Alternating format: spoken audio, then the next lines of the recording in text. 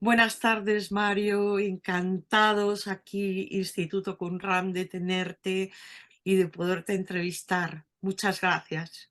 No, al contrario, un placer para mí, un placer enorme estar aquí por segunda vez. He repetido, fíjate, Sí, he sí. repetido aquí con Rosa y nuestro amigo Oscar. Así que muchísimas gracias por esta invitación, un placer enorme. Siempre hablamos de muchos temas muy originales, muy interesantes, así que bueno, nos lanzamos al ruedo. Bueno, comienzo yo. Luego vendrá Oscar con las preguntas difíciles. La cábala clásica sostiene que hay un máximo de 125 reencarnaciones.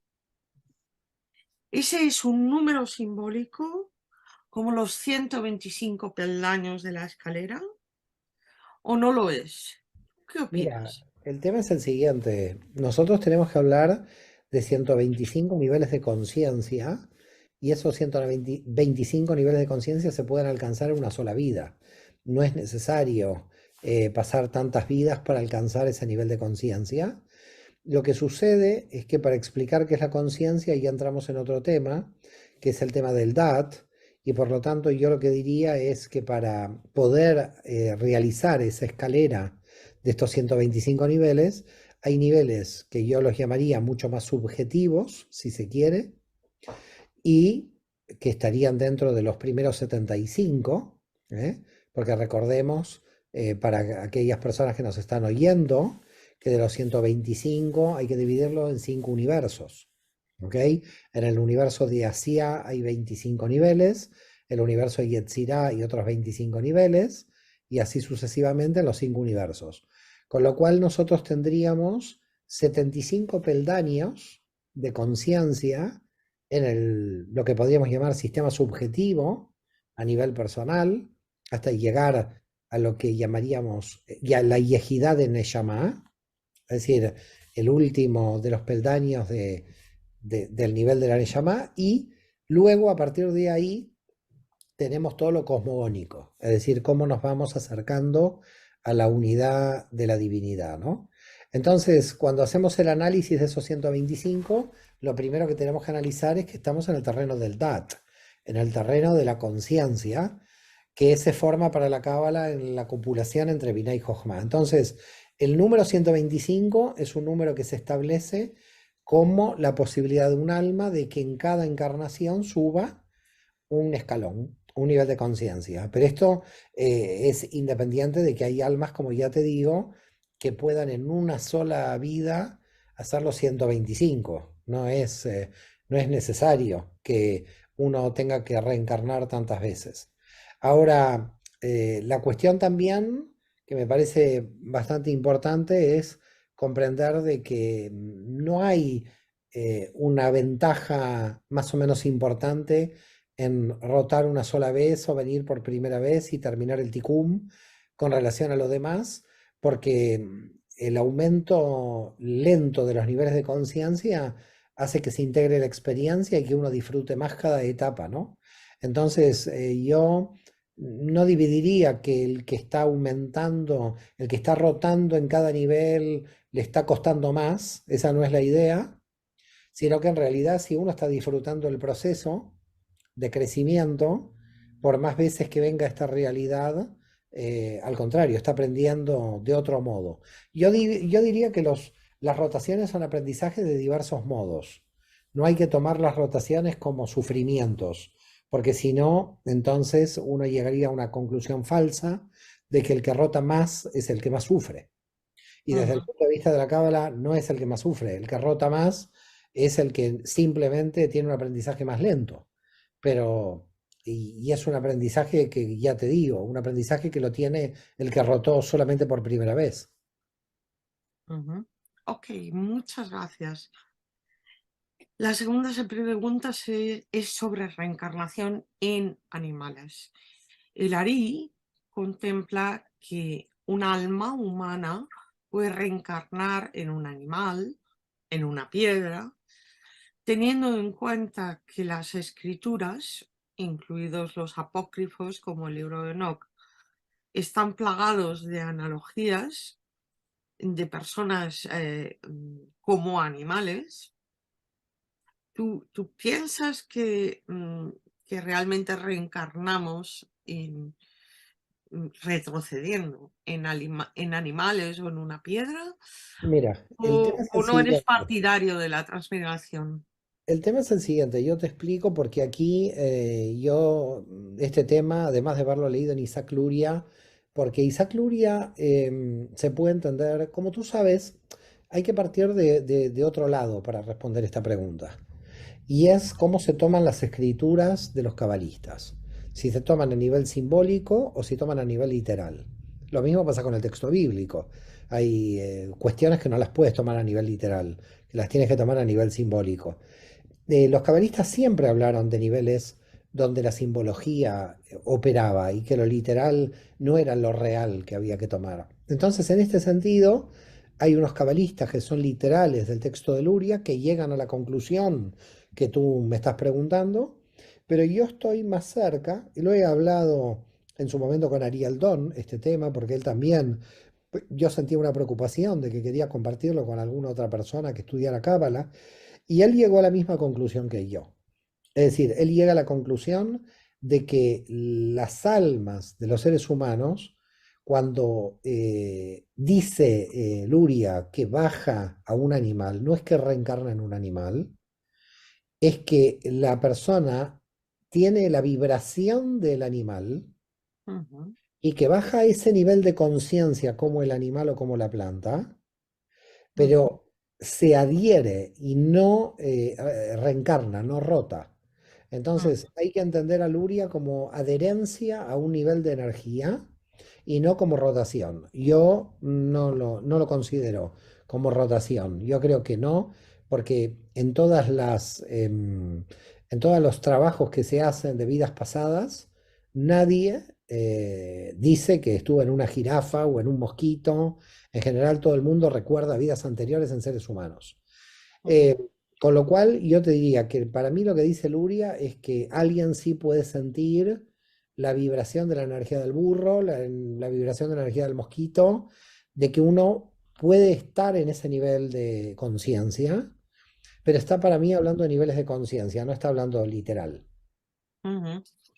Bien, a mí me recuerda mucho a una cuestión de un cuento infantil inglés que se llama La princesa y el guisante, The Princess and the Pea, donde ella se viste como de una persona normal y entonces va yendo y llega al castillo de un príncipe y este príncipe está buscando a una verdadera princesa.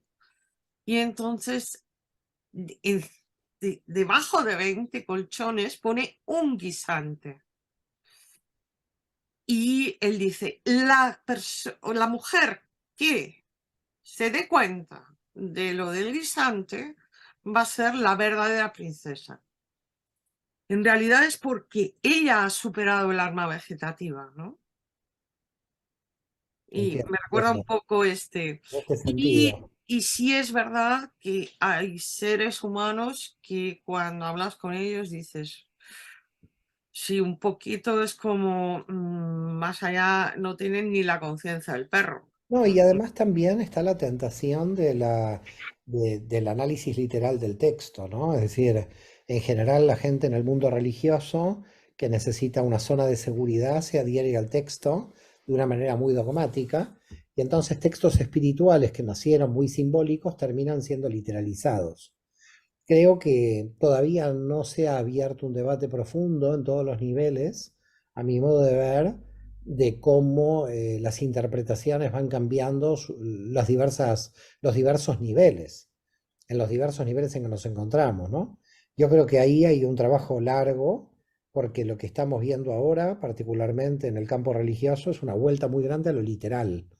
Lo dijo Luria, ¿no? Y tampoco al libre pensamiento de no estoy de acuerdo con Luria, que también puede ser. Hemos tomado, digamos, los escritos espirituales como canónicos, en el Mm, sentido más negativo del término, en sí. el sentido de sacralizar la letra, solidificarla y no poder tener libre albedrío en encontrar una nueva interpretación. Y creo que son tiempos difíciles en este sentido, porque creo que hay que hacer una seria revisión interpretativa de muchos textos de la Cábala que se han tomado en forma literal. Ujú. Mario, Yo, Mario, perdona. desde el punto de vista como terapeuta de hipnosis regresiva, te puedo decir que jamás me he encontrado que una persona eh, sea un animal en una vida anterior. Nunca. Mario, Me puedo haber encontrado con alguien como muy primitivo, por decirlo de alguna manera, como pues no sé, un hombre del paleolítico o algo así, pero no como un animal, nunca. Entiendo. Y tengo amplia experiencia, tanto como paciente como, como terapeuta. ¿Mm? Mario, te quiero hacer una pregunta a a lo que has dicho de que tú lo enfocas más al nivel de conectar con la vibración de un animal. Por ejemplo, el famoso pasaje, también has dicho que se tiende a interpretar literalmente las escrituras, pero vamos a intentar trascender la interpretación literal. El famoso pasaje de los evangelios en los que Rabbi Yeshua, Jesús, saca unos espíritus inmundos pues de ciertas personas que en ese momento lo tenían y lo traspasa a a una piara de cerdos y los cerdos se tiran por un barranco. Podría ser eso que dices de que conectas con la vibración de un animal, que no es lo mismo que transmutar en el alma de un animal? Claro, totalmente. Y además eso, si vas al texto de la Torá, está el animal que en el aumento de nivel de conciencia puede hablar, que como el burro de Bilam. El burro de Es Bilán. decir, que también tenemos animales que se han humanizado. Es decir, tenemos humanos que han vibrado como animales que han vibrado como humanos. Es decir, que estamos hablando de niveles de conciencia, totalmente de acuerdo. De hecho, hasta el burro de Fíjate, Bilán veía al ángel y Bilán no estaba viendo al ángel. bueno, por eso te digo, el burro de Bilán era un profeta, había llegado a un nivel alto, con lo cual vibraba, ¿eh? Y en este sentido, fíjate que también nos pasa a nosotros con la divinidad. Nosotros tenemos la posibilidad de seguir subiendo el nivel de conciencia en los niveles superiores, ¿no? Lo que llamamos en hebreo, en Cábala, Hayá y Ejidá, y eso sería, podríamos llamarlo de alguna forma, sí, tranquilamente, un proceso de divinización, si se quiere, en realidad un proceso enóquico, porque Enoc es el que sube al cielo y por lo tanto va hacia la Merkabah, donde lo humano puede acceder a la divinidad, y luego tenemos cuando Dios baja al monte Sinaí y lo divino se comunica con lo humano. Siempre entre todos los universos hay flujos de información. Entonces, en el universo de Briah tenemos flujos de información que van hacia lo superior, hacia Tzilut y al Adam Kadmon, como que suben a un nivel, que esa sería la figura de Enoch, y por eso algunos cabalistas, como Isaac de Comarno, dice Enoch fue superior a Moisés. Decir esto es muy fuerte, porque literalmente tira abajo uno de los principios de la fe de Maimónides, ¿no? Porque claramente, ¿qué es lo que pasa? Enoch se diviniza de alguna forma, mientras que Moisés mantiene su humanidad. En Moisés nunca nadie puede hablar de ninguna divinización. Al contrario, la teofanía es que ha bajado Dios. Así que, como son niveles de conciencia, el animal puede subir como el burro de Bilam hacia lo humano hacia lo divino, y luego también bajar. Lo divino se hace humano, lo humano puede de alguna manera vibrar con lo animal.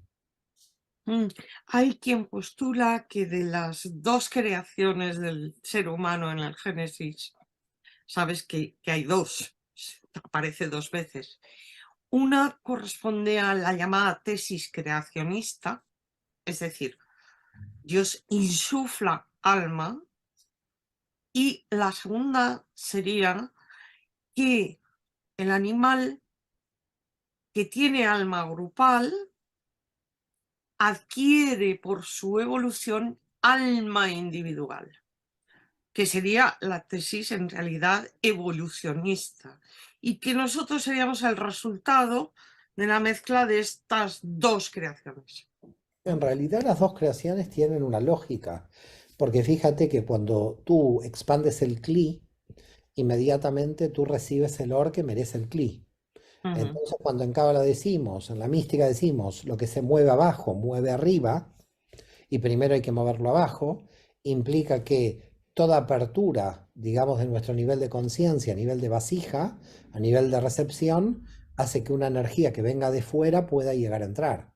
Entonces, algo puede entrar si nosotros también hemos realizado ese esfuerzo. Es verdad también que hay algunos casos donde los casos de iluminación, los casos de profecía, donde los profetas no tenían un entrenamiento de su cli, no tenían un entrenamiento de la vasija, y fueron, podríamos decir, por la gracia divina, ¡pum!, se les insufló esa información e hicieron de instrumento. Por eso digo, así como hay un esfuerzo de abajo, también muchas veces hay una energía que viene de arriba, ¿no? Y que también nos puede. Pero en el fondo yo creo que yo no confiaría, es decir, yo confiaría y no confiaría, a ver si se entiende lo que quiero decir, no confiaría en términos de estar solamente esperando la gracia, lo que llamamos en hebreo los rajamim, sino que haría el esfuerzo. Entonces, cuando la carta de Santiago en el Nuevo Testamento dice, te voy a demostrar la fe por las obras, lo que está diciendo claramente, es la carta más judía que hay en el Nuevo Testamento,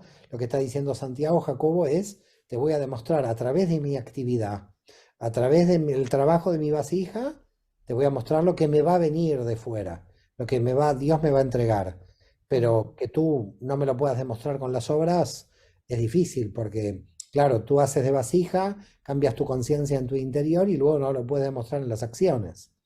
Con lo cual, es un problema, porque si tú dices, yo tengo fe, mi conciencia ha cambiado, y luego las acciones no los puedes ver, recordemos que Yoshua dice, miren lo que dicen, hagan lo que dicen, pero no lo que hacen, porque en las acciones se veía que no estaban representando el nivel de conciencia que teóricamente uno dice tener.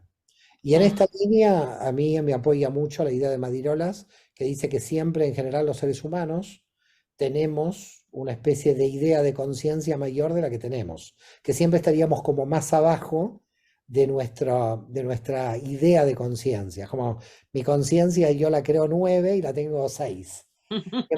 ¿Sí? Entonces mejor que no me la crea la idea de conciencia que tengo a nivel teórico, ¿no? Mm. Muy bien. Bueno, mi tercera pregunta es, la cábala clásica sostiene casi siempre que es poco habitual que el alma encarne con cambio de sexo, o que hay un sexo, digamos, principal, y que solo por cuestiones de corrección espiritual hay cambio de sexo. Según mi experiencia como terapeuta de hipnosis y también como paciente, en hipnosis regresiva a vidas pasadas, esto no lo puedo sostener, esta afirmación de los cabalistas clásicos, porque vamos, a mí la experiencia me demuestra todo lo contrario. Bueno, ¿tú qué opinas? Bueno, mira, Jaime Vital dice que muchas veces el alma de una persona en general, por ley general, rota siempre en el mismo género, pero que puede haber en algún caso digamos, una mezcla, digamos, del alma que está rotando permanentemente, suponte como hombre, que en un momento esa alma rota en el cuerpo de una mujer, pero que el alma se siga sintiendo hombre. Eso lo dice claramente Jaime Vital, y esto también es posible. En algunas regresiones de personas que yo conozco, esto lo han visto. No en todas. La ley general es lo que plantea Vital, que siempre se está rotando sobre el mismo género. Pero hay algunos casos donde hay una especie de, porque el ticún tiene que ver con ese cambio de que Mm. el alma de esta persona pueda pasar, digamos, a un género diferente del género que en general siempre ha tenido. Pero son casos muy especiales, pero existen. Bueno, yo pienso que, no sé, puedo estar equivocada, que los cabalistas clásicos, cuando han leído el Sefer Yetzirah, que cuando lees el Sefer Yetzirah, constantemente está diciendo masculina y femenina en el alma. Para mí, creo que han confundido esto con el tema del sexo-género. Esto sí, yo Para mí. yo no sé si ellos lo confunden o eventualmente luego hay interpretaciones de ellos que lo confunden. En el libro de, por ejemplo, Judith Schneider, hay algunos puntos donde yo considero que hay que delimitar muy bien lo masculino y femenino del alma con el género, porque la redención de lo femenino hay que entenderla fuera del género. Hay que entender la redención de lo femenino como energía, inclusive dentro del género masculino. Por lo tanto, cuando uno está hablando en la Cábala de que hay que redimir a lo femenino y la gente solamente lo reduce a las mujeres, está para mí cometiendo un error. En esto estoy totalmente de Claro, acuerdo contigo. Es una interpretación que no. Por eso hay que redimir a lo femenino de los hombres también. Es claro, decir, hay que claro. redimir a la energía femenina más allá del género. Estoy de acuerdo contigo de que hay mucha confusión, sobre todo en los intérpretes de los cabalistas. No sé si tan directamente en ellos, pero los intérpretes modernos de ellos tienen mucha confusión entre la energía del alma femenina y el género, y lo mismo con lo masculino. Yo claramente te digo que yo sí, mi sexo es que soy mujer, sí, pero mi alma es claramente masculina. Lo tengo clarísimo. Es Claro, decir, claro. A nivel de tu no quiere energía. decir que yo no admire lo femenino o que yo no pueda ser femenina, pero es que no me veo en ese papel, Claro, sí, sí, yo te entiendo lo que tú dices. Por eso está ni muy me bien. siento en ese No, papel. pero está muy bien tu aclaración de comprender energías masculinas y femeninas en el árbol, analizar las 5 dimensiones masculinas y las 5 dimensiones femeninas, y a la hora de explicarle a la gente que la gente no confunda esto con el género. Ujú, Pero vuelvo a repetir, tienes también razón en que hay mucha gente que cuando explica la cábala lo confunde, y cuando habla de la redención de lo femenino termina hablando del género femenino y no de la energía femenina que también tenemos los hombres. ujú. Bueno, es el turno de Oscar y de las preguntas difíciles. No, no, difíciles no. Yo creo que son, a ver, Me das temor, ¿eh? Me das temor con esto. no, no, no, ya lo difícil o lo fácil lo juzgas tú. Son dos preguntas que cuando salió la idea de esta entrevista me vinieron a la mente prácticamente, se me clavaron en la mente. La primera es, por supuesto, no es una pregunta a nivel político o social. Es decir, no estoy pidiendo tu opinión o la mía o la de Rosa a nivel de qué piensas de ello políticamente, ni mucho menos, de partidos y demás.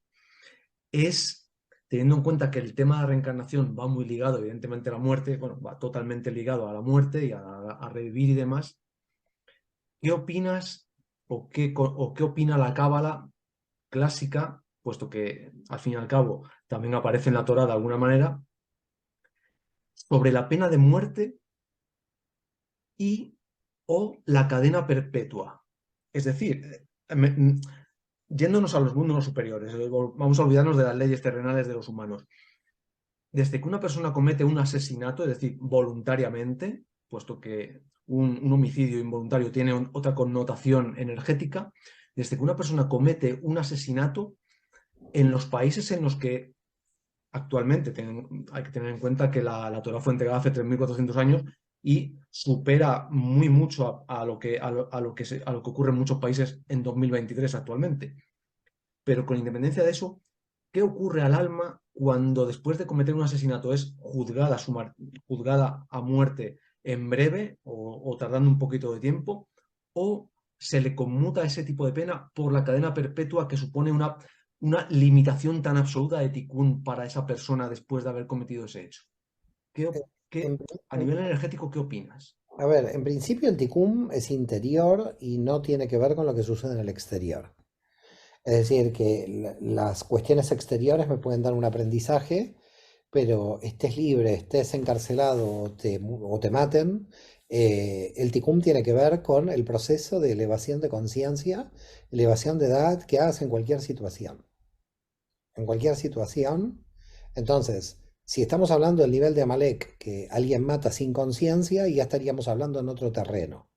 Aquí no estamos hablando de que alguien mate, estamos hablando de alguien que es muerto, digamos, que es asesinado, ¿no? Porque el que mata sin conciencia es Amalek y por lo tanto esa energía ya sabemos que en tres rotaciones desaparece. Pero si hablamos de lo que sucede, yo aquí te podría poner más ejemplos si quieres para enriquecer la respuesta. Es decir, te podría poner el ejemplo de qué Tikkun tiene que hacer alguien que tiene Alzheimer o demencia senil, que de repente durante 10 años quizás no tiene contacto con el exterior, o qué Tikkun tiene que hacer el autista, o qué Tikkun tiene que hacer un bebé que antes de llegar a los 9 meses no nace porque tiene un aborto, qué Tikkun tiene que hacer la gente que pasa accidentes de tráfico. Entonces, yo englobaría todos estos casos para poder contestar a todos juntos, porque englobándolos, creo que la gente va a poder comprender mejor la respuesta. Porque el que va a sufrir la pena de muerte, el que tiene prisión perpetua, así como todos los demás casos, demencia senil, Alzheimer, gente que está en estado vegetativo, etcétera, cualquiera sea la situación, el alma está aprendiendo y está haciendo su tikkun. Cualquiera sea la situación. Y el aprendizaje, por supuesto, tiene que ver con lo que sucede fuera, pero tiene que ver sobre todo lo que sucede adentro, porque el tikkun tiene que ver con el refinamiento interior de lo que estás aprendiendo. Entonces, puede que nuestras almas, gracias a Dios, no tengan ninguna de estas experiencias, pero estas experiencias muchas veces aceleran la posibilidad de tikkun, la posibilidad de rectificación. Es decir, por ejemplo, hay mucha gente que dice, bueno, la persona esta está en estado vegetativo, no me escucha o está con Alzheimer, no, ya no me entiende. El alma capta la información. Ujú. Y por lo tanto, estamos hablando de que a pesar de las dificultades y limitaciones, como una prisión perpetua, el alma puede seguir trabajándose en su interior independientemente de las condiciones, porque también puede que la prisión perpetua sea real, que haya cometido un delito, puede ser alguien que esté en prisión perpetua, un inocente, que está en prisión perpetua, que de repente lo han acusado falsamente. O un condenado a muerte que realmente no cometió el delito que se le acusó. Un condenado a muerte que no cometió el delito, o todos los soldados que van a la guerra que son todos condenados a muerte. Es Ujú. decir, que no solamente tendríamos que agarrarnos la cabeza por un condenado a muerte, sino cuando se mandan a 200.000 jóvenes a la muerte. Eso es una condena a muerte general. Con Ujú. lo cual yo estaría más preocupado por una guerra donde condenamos a muerte en masa. Lo que pasa que cuando alguien envía 200.000 soldados no es un homicida, es un patriota.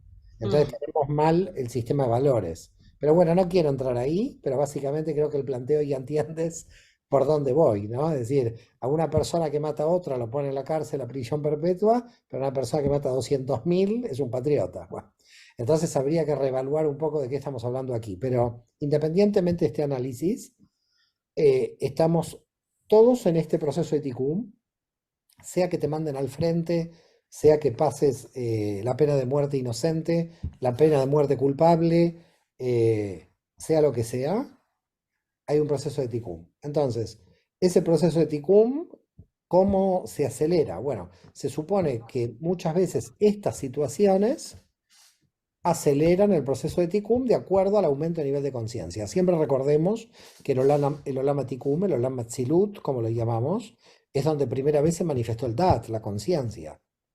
Quiere decir que cuando tú elevas el nivel de conciencia ya estás rectificando. Ahora, tenemos un pequeño problema y es un problema de la mística en general. Nosotros no tenemos una universidad donde evaluar tu nivel de conciencia. Nosotros podemos, por ejemplo, en la escuela de Cábala, evaluar que alguien conozca la base teórica de la Cábala, pero es imposible hacer una evaluación exterior del nivel de conciencia interior, porque esto queda totalmente en la interioridad del sujeto. Ahora, ¿cómo la persona puede tener la prueba del nivel de conciencia que tiene? Esta sería para mí la pregunta. En Pero cualquier caso, ¿eh? En cualquier caso. Por supuesto, claro, por Bueno, ejemplo, eso, una de las manifestaciones externas del nivel de conciencia es el nivel de coherencia de la persona. Lo que pasa es que el nivel de coherencia, como tú bien lo dices, podría ser evaluado desde el punto de vista social y vernos incoherentes. Estaríamos hablando de una coherencia interna.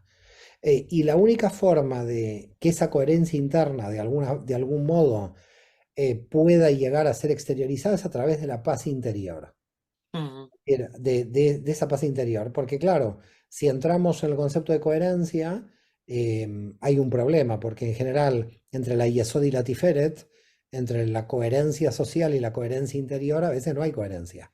A veces hay ujú, una incoherencia, porque la sociedad está bajo los condicionamientos de la sociedad y entiende la coherencia como la adaptabilidad social. Por ejemplo, en ujú. Afganistán es coherente que una mujer esté tapada de arriba abajo. Entonces, claro, desde el punto de vista social hay cuestiones coherentes, pero que a veces habría que reevaluar si en el nivel interior del alma de la persona esta situación es coherente o no. Con lo cual, esa coherencia yo creo que pasa por el interior, volvemos al tema del interior, y que en el exterior lo que se puede llegar a ver es una paz muy importante por parte de la persona, paz que no es ingenua, Ujú, entre comillas lo digo, porque entre paréntesis es una paz que tiene que durar.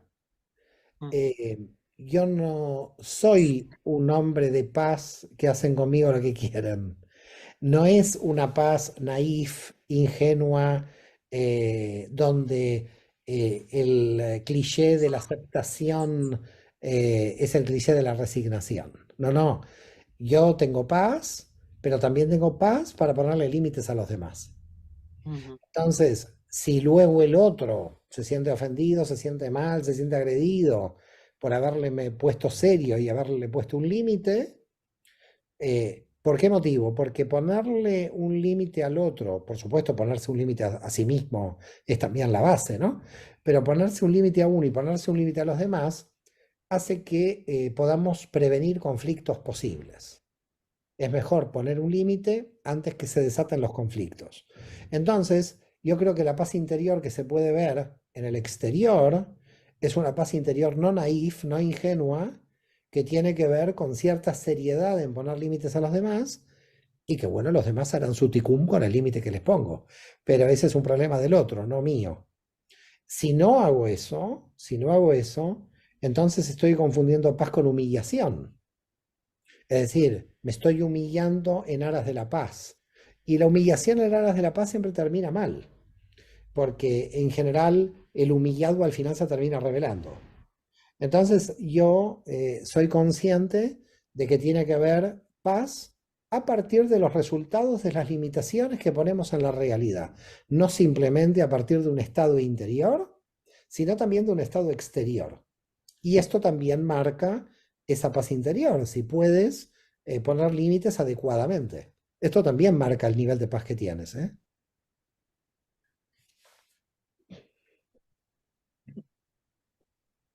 mira, la siguiente pregunta, ya la última, esto cuando lo leí hace años, cuando leí por primera vez la Torá, de esto hace 8 años aproximadamente, yo antes no conocía estos temas, es más, los despreciaba todos por completo y ahora estoy enamorado de ello. Leí este pasaje y realmente me pareció extraño, pero me parecía extraño casi todo lo que leía. Pero luego ya, en el futuro, en otras lecturas, recapacitando, me vino concretamente la pregunta digo, esta pregunta es para Mario, porque simplemente quiero saber, ya no quiero saber tu opinión, sino a ver si yo me consigo entender o enterar. Mira, en el libro de Números, en el capítulo 32 concretamente, se especifica que las tribus de Rubén, Gad y media de Menashe, uno de los dos hijos de Joseph, se dijeron que no querían cruzar el Jordán, el Jordán, que les gustó la tierra de Moab, la actual Jordania, y que se quedaban allí a cambio de ayudar con sus hombres a la conquista de la tierra de Canaán, dejando a las mujeres y niños, y una vez producida la conquista por orden de Dios, se volvían y todos en paz. A partir de ahí, un poquito después, en Números 35, concretamente en el versículo 6, Dios, vamos a llamarle Dios, dice que se creen 6 ciudades de refugio. Poco después dice que 3 a cada lado del Jardín, es decir, 3 en la tierra de Canaán, que tiene 10 tribus y media, y 9 tribus y media, perdón, y otras 3 al otro lado del Jardín, en la actual Jordania, en Moab, que solo tiene 2 tribus y media, lo cual ya es sospechoso. Y aún así aclara en el versículo 15, en el versículo siguiente, 35-15, que esas ciudades de refugio serán tanto para el hijo de Israel como para el extranjero como para el peregrino que vaya de paso. Son las ciudades que se dedicaron expresamente para aquella persona que cometa un homicidio involuntario y por tanto, para evitar que sus familiares puedan vengarse de él, se refugiaba allí y así no podían devolver el delito de sangre. Y luego ya en el libro de Deuteronomio, más adelante, en un libro más adelante, en el capítulo 19, en un par de versículos dice que cuando el Eterno extermine a los pueblos cuya tierra Él te da, apartarás 3 ciudades y las identificarás bien para que se pueda refugiar allí el homicida. Y un poquito después, en el versículo 9, dice, y si cumplieras todos los mandatos, podrás agregar 3 ciudades más a aquellas 3. La cuestión, mi pregunta es la duda que me surge. Esta es duda civil, duda matemática. Ya no, a lo mejor ya no es ni siquiera de cábala. ¿Cómo puede ser que proporcionalmente a la población, sobre una población de 9 tribus y media, porque se supone que ya a lo mejor no se iban a encontrar allí habitantes, los cananeos en general, contra una población de 2 tribus y media, se repartan por igual el número de ciudades de refugio que podrían ser lo que podrían ser nuestras modernas cárceles? Hay una disonancia en cuanto a la población y el número de cárceles. Mira, primero que todo me sorprendes con estos datos bíblicos, porque yo siempre recordé, pero habrá que volver a la Biblia a buscar esto, porque puede que mi recuerdo esté fallando, de que había 40 ciudades refugio. Pero No, pero por ese son motivo, 48 ciudades entregadas a los levitas, de las cuales 6 tenían que ser de refugio. entonces, ok, entonces bien, no estaba Ahí tan, era. no estaba tan, podemos decir, no estaba tan mal, ¿no? No, no. El tema es el siguiente, a ver, los levitas, de alguna forma, porque las ciudades de refugio también eran de los levitas, Ujú. las ciudades de refugio también eran de los levitas.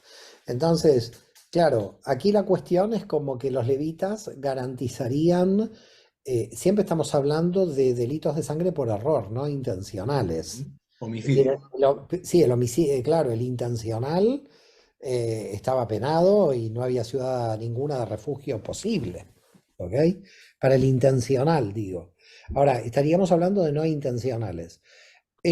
A mi modo de ver, yo, claro, ya me voy de la cábala, me voy de todo lo aprendido, estoy tratando de hacer un análisis histórico posible, ¿no? Una reflexión histórica posible, es que siempre en general este tipo de ciudades se ponían cerca de las fronteras.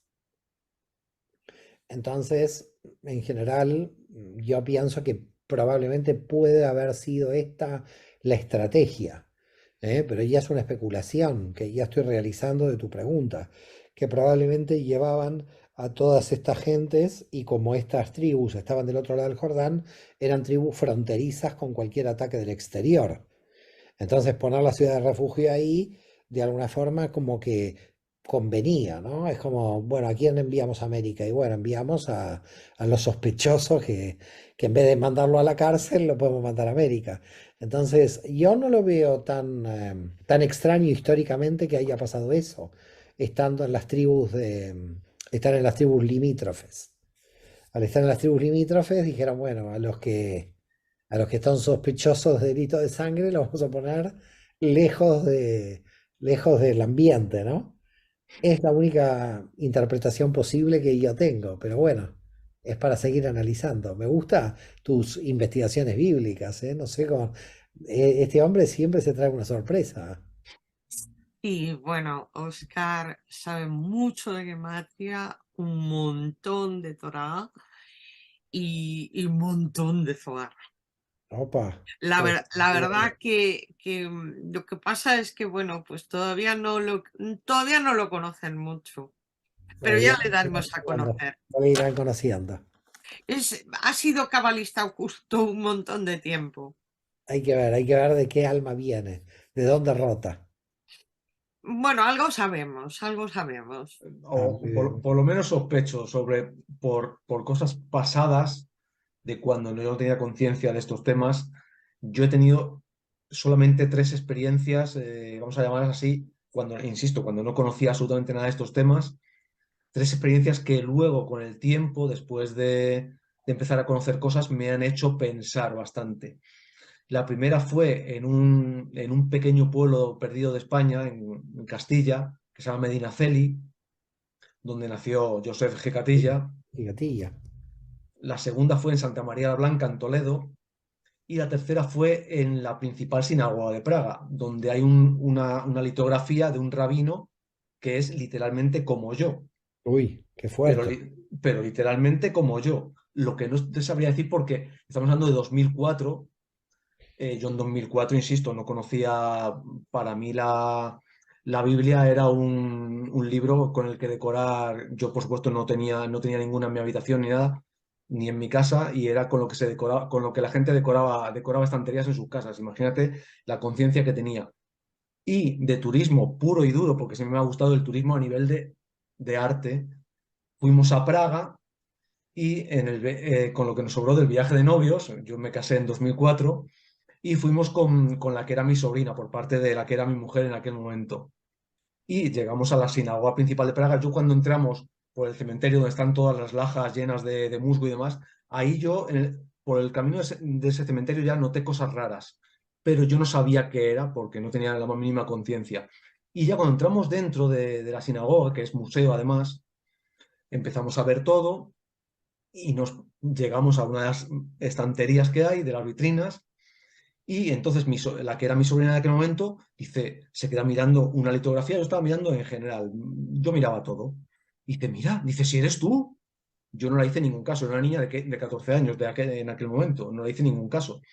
Y había otros 3 o 4 turistas que no hablaban español, pero cuando se hacen el lenguaje gestual lo entiende todo el mundo. Cuando señalas una foto y señalas a una persona, da igual que seas chino, español, argentino o ruso, se entiende. Entonces, cuando volvió a insistir y señaló la litografía y me señaló a mí y vi las caras de las otras 3 o 4 personas que se echaron para atrás al verme, ahí ya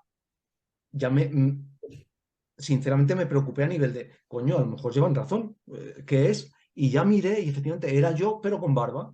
Qué fuerte.